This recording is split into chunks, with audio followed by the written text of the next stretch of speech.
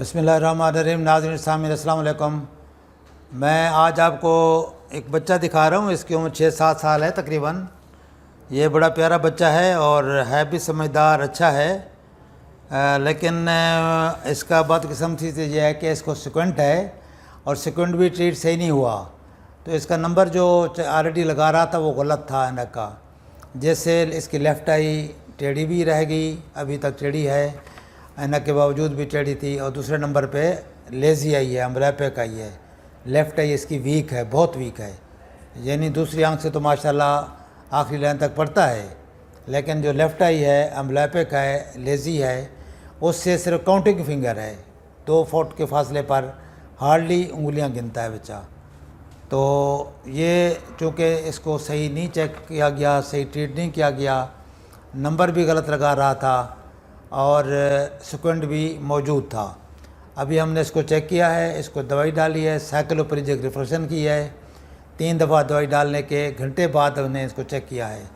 तो अब इसका नंबर निकाला है। नंबर जो है वो लेफ़्ट आई का ज़्यादा है, राइट का कम है।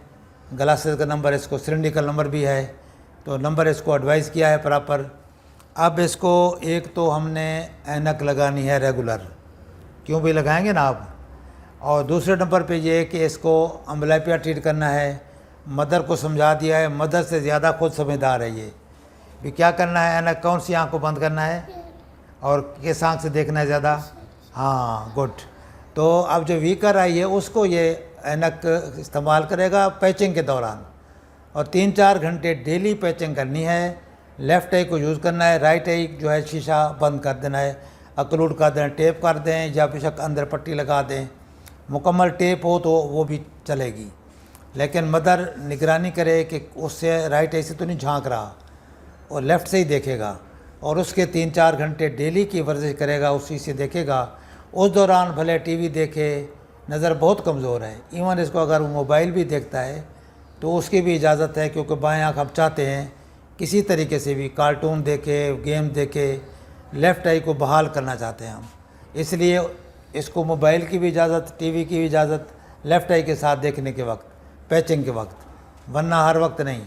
तो इसलिए ये उम्मीद है कि ये अगर जैसे पेरेंट्स समझदार हैं, लेकिन उससे बच्चा ज़्यादा समझदार है। पेरेंट्स तो समझदारी ये है कि इन्होंने अभी तक सही चेक ही नहीं कराया था।